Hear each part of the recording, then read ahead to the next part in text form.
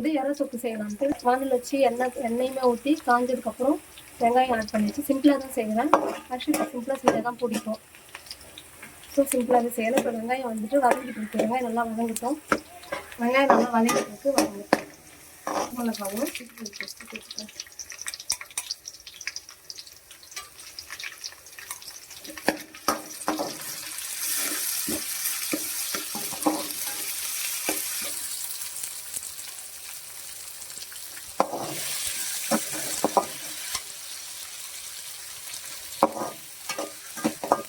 தக்காளி கருவேப்பிலை பச்சை மிளகாய் எல்லாமே ஒன்றாவே சேர்த்து வதக்கி விட்டுக்கலாம். தக்காளி வதங்கிட்டு கொஞ்சமாக உப்பு சேர்த்துக்கலாம்.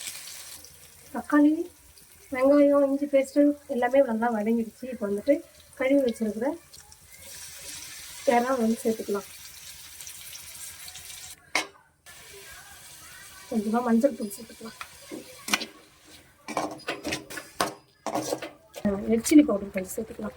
காரத்துக்காக குழம்பு தூள் ஒரு 1 ஸ்பூன் சேர்த்துக்கலாம்.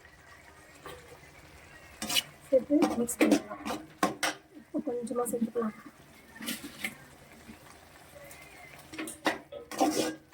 தண்ணியே யூஸ் பண்ணாமல் இதில் இருக்கிற தண்ணியை வச்சு ஃப்ரை பண்ணி எடுத்துக்கலாம். உப்பு காரம் எல்லாமே கரெக்டாக இருக்குது. வேக விட்டு எடுத்துக்கலாம். இறை தொக்கு ரெடி ஆகிடுச்சு.